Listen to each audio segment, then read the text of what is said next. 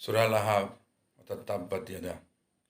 বিসমিল্লাহির রহমানির রহিম। আল্লাহর নামে শুরু করছি, যিনি সকলের প্রতি দয়াবান, পরম দয়ালু। তাব্বাত ইয়াদা আবি লাহাবিন ওয়া তাব। আবু লাহাবের দুনো হাত ধ্বংস হোক এবং সে নিজেই ধ্বংস হয়ে গেছে। আবু লাহাব ছিল নবী করিম সাল্লাল্লাহু আলাইহি ওয়াসাল্লামের চাচা। আর নবীজি যখন দিনের দাওয়াত দিতে লাগলেন তখন তখন নবীজি আবু লাহাবের দুশ্মন হয়ে গেলেন। বিভিন্নভাবে নবীজিকে কষ্ট দিতে লাগলো। নবীজি সাল্লাল্লাহু আলাইহি সাল্লাম একদিন সাফা পাহাড়ের উপরে উঠলেন এবং তার নিজের মানুষের ডাক দিলেন এবং বললেন, দেখো, আমি তোমাদেরকে যা বলবো তোমরা সত্য মনে করবে কি না? আমি যদি বলি পিছনে বাঘ এসতেছে, আমি যদি বলি পিছনে দুশ্মন আসছে, তখন তোমরা বিশ্বাস করবে কি? তারা বললে, এক বেগে সবাই বিশ্বাস করব। তারপর নবীজি বললেন, আমাদের সামনে মৌত আছে, কিয়ামত আছে, তোমরা ঈমান আনিলাও তখন জান্নাত পেয়ে যাবে। জান্নাত পেয়ে যাবে।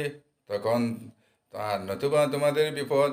তখন তাদের মধ্যে আবুল আহাব বলল, আরে ধ্বংস হও, তুমি আমাদেরকে এই জন্য কি ডেকেছ? তার ওই উত্তরে এই সূরা নাজিল হয়েছে। আল্লাহ তাআলা তার উত্তর দিতে গিয়ে এই সূরা নাজিল করেছেন, নবীজি ধ্বংস নয়, ধ্বংস তো তুমি হয়ে গেছো।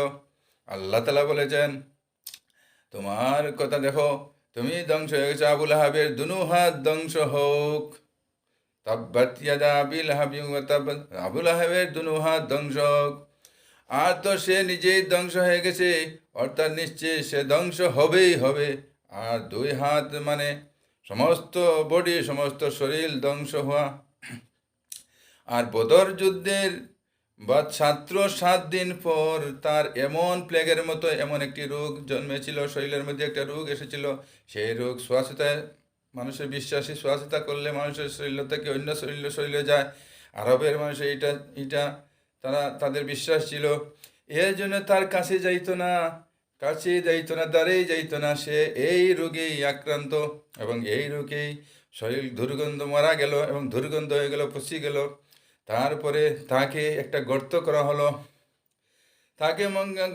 গর্ত করা হলো আর লাঠি দিয়ে তাকে লাঠি দিয়ে ঠেলি গিয়ে এই গর্তের মধ্যে তাকে চাপা মাটি দিয়ে শেষ করলো।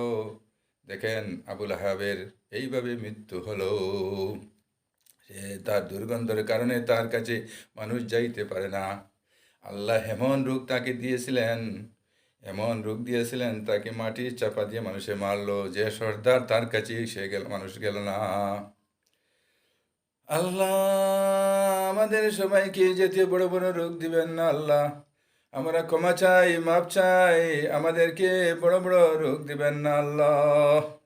যে রোগের দ্বারা মানুষ আসতে পারে না, সেই জাতীয় রোগ আমাদেরকে দিও না। আর তো রোগ তো দেওয়া হলো, মাটিতে পাথর দিয়ে চাপা দেওয়া হলো। মা অগুনানহু মালহু আমা কাসাব, তার সম্পদ, তার উপার্জন কোনো কাজে আসেনি। সায়াসলা নারান যাত লাহাব, অচিরেই সে লেলিহান আগুনে প্রবেশ করবে। লাহাব অর্থ আগুনের শিখা। এই কারণে তাকে আবু লাহাব বলা হতো।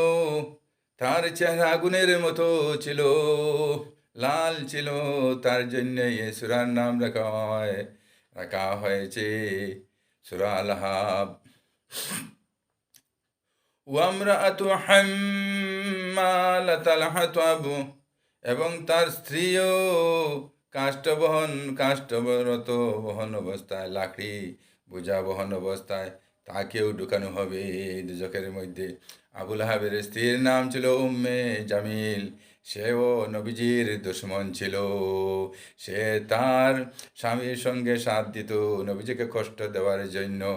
আর রাস্তার মধ্যে নবীজি যে মসজিদের মধ্যে যাইতেন, সেই মসজিদের রাস্তার মধ্যে সে কাঁটাযুক্ত গাছের ডাল সে বসিয়ে রাখতো, কাঁটা রাখতো, নবীজি যেন কষ্ট পায়, নবীজির যেন পায়ের মধ্যে ঢুকিয়ে কষ্ট পায়, তার জন্য সেই রাস্তার মধ্যে ঢুকাইতো। সে কিন্তু ধনে সম্পত্তি মালে ভরপুর ছিল। এরপরেও সে একজন কৃপণ থাকার কারণে লাকড়ি আনতো জ্বালানোর জন্য। পাকানির জ্বালানির জন্য, এরপরে নবীজিকে কষ্ট দেওয়ার জন্য এই গাছপালা, এই গাছ, এই কাটা, এই জাতীয় জিনিসটা রাস্তার মধ্যে রাখতো। এবং সে ছিল বকিলের বাদে ওই রকম রাখতো তাকে, আর লাঠিটা আনতো লকটাইয়া, আনতো গলার মধ্যে দিয়ে লকটাইয়া তাকে আনতো। ফিজি দিহা হাবলুম মিন মাসাদ, গলার মধ্যে এক জাতীয় রশি লাগানো অবস্থায়। একটা অর্থ করা হয় যে গলাত রশি লাগাইয়া আনতো, আরেকটা অর্থ হইল জাহান্নামের মধ্যে তাকে রশি লাগাইয়া এইরকম নিয়া বেড়ি লাগাইয়া, গলার মধ্যে বেড়ি লাগাইয়া তাকে নিয়ে এই জাহান্নামে গিয়া ঢুকানো হবে।